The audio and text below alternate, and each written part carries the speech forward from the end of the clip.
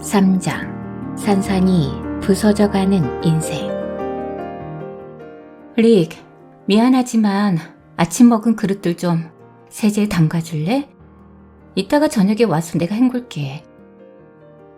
아침 8시, 언어 교정서와의 수업 시간 때문에 급히 옷을 입으면서 릭에게 큰 소리로 부탁했다. 하지만 릭은 한마디만을 던질 뿐이었다. 그건 내 일이 아니잖아? 그래? 그럼 정확히 당신의 일이란 게 뭐야? 나는 신경질적으로 쏘아붙였다. 솔직히 말하면 결혼하고 지난 반년 동안 당신은 정확히 고작 4일밖에 일하지 않았잖아? 아니 그것도 좋아. 적어도 텔레비전을 그만 보거나 아니면 당신 어머니 집에 좀 안 가면 안 돼? 대신에 저녁 때 집안일을 도울 수도 있잖아. 나 혼자서 이 많은 걸 어떻게 다 해? 사실 릭이 지나칠 정도로 어머니에게 집착한다는 사실은 결혼하자마자 알 수 있었다. 그는 나보다도 그의 어머니를 더 사랑하는 것 같았다. 또 그는 내가 어머니를 닮았으면 하고 바랬고, 그래서 나 역시 어머니의 좋은 면들을 본받으려 무진 애를 쓰기도 했다.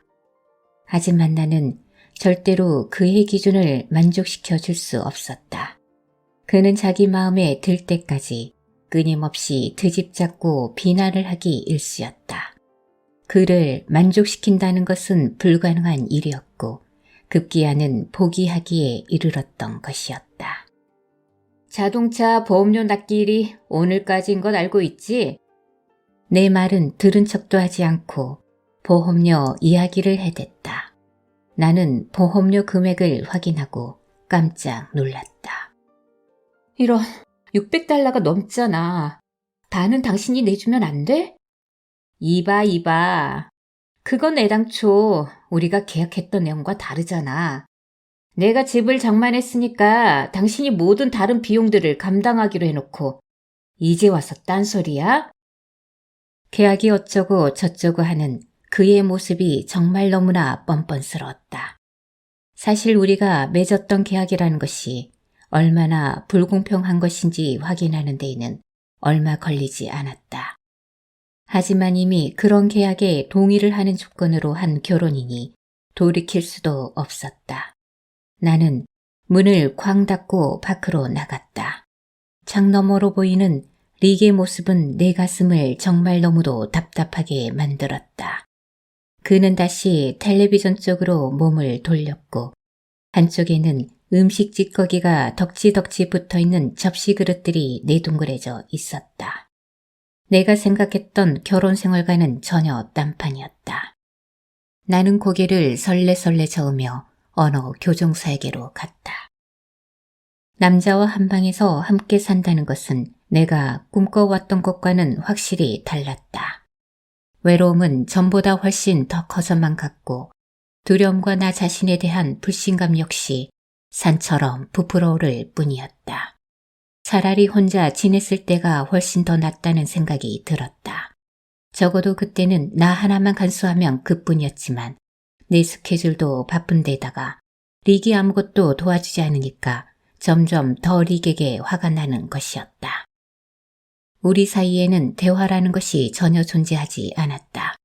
물론 성적인 관계를 갖는다 하더라도 부드러움이나 애정 따위는 없었다. 나는 릭에게서 부드러운 사랑과 보살핌을 필요로 했지만 그는 절대 그렇게 하지 않았다. 내게 아무것도 해주지 않는 그가 너무도 미울 뿐이었다. 사실 릭에게도 우울증 증세가 있었다. 하지만 내 한 몸 간수하기에 바빴기에 그의 정서적인 피로에 민감하게 반응하지 못했다. 또 릭이 우리 관계에 있어서 무엇을 원하는지 어떤 것들을 필요로 하는지 전혀 알지 못했다. 그러나 한 가지 분명한 것은 그에게 전혀 개선에 의지가 보이지 않는다는 것이었다. 베네딕트 협곡을 따라 시에로 거리를 지나면서 샤론 테이트와 그의 친구들이 살해되었던 바로 그 마을에 접어들었다. 순간 몸서리 젖이는 것은 어쩔 수 없었다. 해가 중천이었음에도 왠지 그 마을을 지나는 것은 영 무섭고 으스스했다. 하지만 언어 교정사의 집이 협곡 바로 아래였기 때문에 이 마을을 지나서 가는 것이 가장 빠른 코스였다. 안녕 글로리아, 늦어서 미안해요. 나는 작고 분명치 않은 목소리로 그냥 웅얼거렸다. 굉장히 피곤해 보이네. 그런데 왜 그렇게 웅얼대요? 글로리아는 언어 교정사답게 여지없이 나의 말투를 지적했다. 정말 너무 피곤해요. 릭과 싸우고 나오는 길이거든요. 그녀에게 배운 대로 천천히 또박또박 이야기를 했다.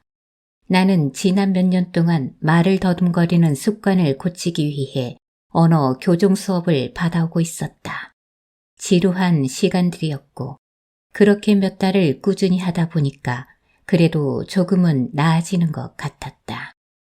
말을 더듬는 버릇 때문에 어릴 적에는 아예 말을 하지 않고 조용히 지내거나 정 할 말이 있을 때는 몇 번씩 연습을 한 다음에야 입을 열곤 했었다. 일종의 대사 연습인 셈이었으니 그런 이유로 연기의 길을 걷게 되었는지도 모를 일이었다. 그렇게 한 문장 한 문장씩 연습하면서 언어 교정을 받다 보니까 사람들과 이야기할 때 수줍어하지 않게 되었다. 이렇게 되는 데에는 글로리아의 도움이 다른 어떤 교정사보다도 컸다. 게다가 일주일에 2번씩 하는 정기적인 수업 이외에도 글로리아는 내 연기의 부분을 늘 점검해 주었고 나는 그녀의 전문가적인 식견을 받아들였다. 이날 아침에도 글로리아는 10시에 있을 녹화를 위해 미리 나의 대사를 점검해주고 발음이며 억양 등을 교정해 주었다. 천천히, 스톰이 너무 빨라요. 내가 막 대사를 시작하자마자 날카롭게 지적이 들어왔다. 지금 앞에 말과 뒤에 말이 제대로 구별이 안 되고 자꾸만 겹쳐지는 거 알고 있어요? 나는 다시 한번 대사를 해보았다. 아니야. 이번에는 콧소리가 너무 섞였어. 다시. 그렇게 몇 번 반복하다가 영 안 되겠는지 글로리아가 가로막고 나섰다. 지금 목이 지나칠 정도로 긴장하고 있어요. 윗니랑 아랫니로 포도주 코르크 뚜껑을 물고 이 문장을 다시 한번 읽어봐요. 나는 시키는 대로 코르크 뚜껑을 물었다. 자, 이 문장을 목구멍으로 읽지 말고 가슴으로부터 다시 한번 읽어보세요. 잘못된 언어 습관을 교정하는 것은 처음부터 제대로 된 언어 습관을 처음 배우는 것보다 훨씬 더 어려웠다. 그런 식으로 몇 번씩 대사들을 연습하고 나니 진이 다 빠질 정도였다. 릭에 대한 절망과 분노가 커지면 커질수록 내 몸에도 안 좋다는 사실을 벌써 경험을 통해 알고 있었다. 자주 몸이 아팠고 금방 늙고 추해지는 것만 같았다. 사실 내 마음은 벌써 죽은 것과 다름없었다. 삶을 위해서 감행했던 내 모든 결정들이 사실은 도리어 나의 삶을 갉아먹고 있었다. 어떤 때에는 내 안에 나 아닌 다른 무언가가 살고 있는 것 같기도 했다. 아마도 수년 동안 복용했던 약물 때문이거나 아니면 육체 이탈 현상에서 생겨나는 부작용인 것 같았다. 글로리아도 다른 사람들과 같은 표정으로 떠나는 나를 바라보았다. 그녀의 표정에서 나타나는 감정이란 아마 이런 것이었으리라. 스토미는 정말 괜찮은 여자인데 그녀에게 무슨 문제가 있는지 도무지 알지 못하겠군. 얼른 일하고 싶은 마음에서 CBS로 차를 급히 몰았다. 하지만 그러면서도 두렵고 불안한 것은 마찬가지였다. 집에서 릭과 그렇게 싸우고 나와서 그런지 전보다 더 열심히 일하고 싶었다. 새롭게 개편된 글렌 캠빌 쇼에서 이제 나는 꽤 비중 있는 배역을 맡고 있었고 그래서인지 어떤 면에서 CBS가 집보다 더 편하게 느껴지기도 했다. 그날 나는 평소보다 좀 일찍 집에 들어갔다. 릭은 여전히 TV를 보고 있었다. 정말 피곤해. 릭, 8시에 좀 깨워줘. 그때 저녁 차려줄게. 얼른 2층으로 올라가 침대 위에 몸을 던졌다. 그리고 햇빛이 들지 못하도록 이불을 머리끝까지 덮고 잠을 청했다. 그 다음으로 기억나는 것은 릭이 담요를 내리고 나를 흔들어 깨운 것뿐이었다. 릭이 내 이름을 불러댔지만 보이지도 않고 들리지도 않았다. 겨우 정신을 차렸을 때 나는 직감적으로 내 몸에 무슨 일이 있었다는 것을 알 수 있었다. 또다시 유체이탈 현상이 일어났던 것이다. 이러다가 영혼이 영영 몸으로 돌아오지 못하면 어떻게 하나 싶은 마음이 들었다. 너무 무섭고 두려워서 걷잡을 수 없이 울음이 터져 나왔다. 릭이 나를 진정시키다가 물을 좀 가져다 주겠다며 자리에서 일어나려고 했다. 안 돼요. 릭, 제발 나를 혼자 내버려 두지 말아요. 제발요. 나는 필사적으로 애원했다. 릭은 내 어깨에 팔을 두르고 함께 아래층으로 내려가 소파에 앉았다. 다시 눈물이 나와 얼굴을 가리고 흐느끼다가 릭이 주방으로 가는 것을 미쳐보지 못하게 되었다. 그런데 갑자기 발자국 소리가 들려 고개를 들어 어둠 속을 살펴보니 검은 그림자가 내 쪽으로 다가오고 있었다. 그 모습은 나를 죽이려고 칼을 들고 다가오는 엄마의 모습과도 같았다. 살려줘요! 아무도 없어요? 나는 미친 듯이 비명을 질러댔다. 그러다가 겨우 정신을 차려보니 릭이 내 팔을 단단히 붙들고 서서 나를 세게 흔들어 대고 있는 것이었다. 스톰이, 정신 차려. 나야, 나. 릭이 나를 정면으로 바라보고 있었다. 나는 긴장이 확 풀리면서 릭에게 안겨 엉엉 흐느꼈다. 릭, 당신이었군요. 나는 당신이 아니라. 순간 말을 멈추었다.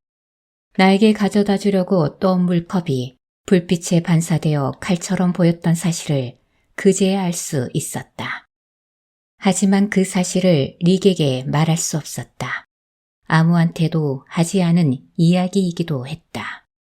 내가 무슨 생각을 했는지 나도 잘 모르겠어요. 그 일이 있고 나서 나는 낮에도 혼자 있는 것이 너무나 무서웠다. 릭은 그 일에 대해서 아무런 말도 하지 않고 있었다. 나를 머저리 같다고 생각하고 있던지 아니면 나에 대해 아주 무관심해서 그럴 수도 있었다. 사실 다른 경우에도 원래 말이 없는 사람이었다. 며칠 후부터 자꾸 입안이 쓰라리고 아파왔다. 그래서 뭘 먹거나 삼킨다는 것이 여간 어려운 일이 아니었다. 결국 병원에 갔더니만 의사가 비타민 B가 턱없이 부족하다고 했다.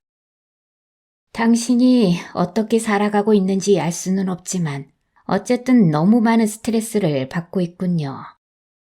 하지만 저도 나름대로 규칙적인 식사를 했고 운동도 열심히 해왔는걸요. 물론 규칙적인 식사도 좋고 운동도 좋아요. 하지만 그에 비해 스트레스가 지나치게 과중해요. 휴식을 많이 취하고 가급적이면 일을 줄이는 것이 좋겠습니다. 그리고 스트레스를 유발하는 것들을 죄다 없애버리고요. 고작 28살의 젊은 여자가 이런 질병을 안고 있다는 것은 아주 좋지 않아요. 나이가 들어가면서 훨씬 더 심해질 겁니다. 그러니 나아질 때까지 일주일에 3번씩 병원으로 와요. 비타민 B를 주사해 줄 테니까요. 병원에 갔다 와서 거울을 한번 들여다봤다. 눈가며 입가, 그리고 이마에도 주름이 말도 못할 정도였다. 머릿결도 생기가 없어 보였고 전보다 머리숱도 없었다. 피부는 누렇게 떠 있었고 몸도 점점 더 늙어가는 것만 같았다. 정말 보잘것없는 외모였다. 속이 너무나 상했다. 이제까지 겪었던 모든 절망감과 우울이 한꺼번에 몰려드는 듯한 기분이었다.